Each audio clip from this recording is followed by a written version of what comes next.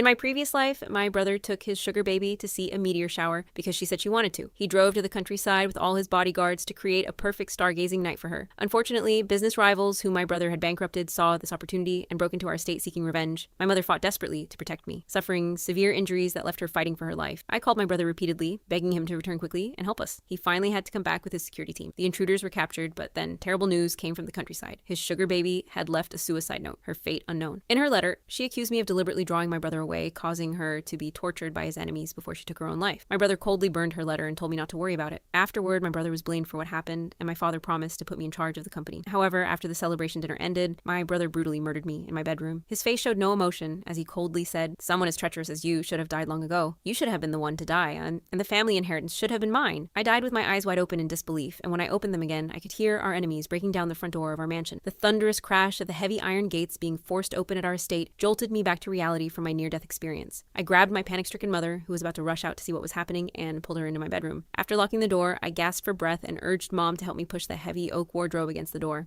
"Mia, what are you doing? We have security guards. What are you afraid of?" My mother, Marianne, looked at me in confusion, though she couldn't hide the terror in her eyes. She didn't know yet that my brother James had taken all the bodyguards with him for his beloved girlfriend. "Mom, James took all the security with him. It's just the two of us in the house now." I gritted my teeth, using every ounce of strength to push the wardrobe. The heavy oak made a spine-chilling scraping sound as it left deep scratches across the hardwood floor. Marianne froze, unable to believe that my usually responsible brother would do something so reckless. Given our family's wealth, security had always been a top priority. How could all the guards possibly leave at once? But seeing my pale face, she had no choice but to believe me. "Quick, call your brother and tell him to come back immediately," Marianne urged, her voice shaking. I remained silent, eyes fixed on the door, barely blocked by the wardrobe. With trembling fingers, I dialed 911, briefly explaining our situation and address. I couldn't trust James to be our first line of rescue, especially since in my previous life, he had returned too late, causing my mother to miss the critical treatment window and die. After hanging up, my heart sank. Recent heavy snowfall had blocked the roads, and our hillside estate was quite a distance from the nearest police station. I dreaded to imagine what might happen before the police arrived. Bang! A violent crash shook the door. I instinctively pressed my body against the wardrobe as fear rushed through me. Just then, Marianne's call to James connected. "James!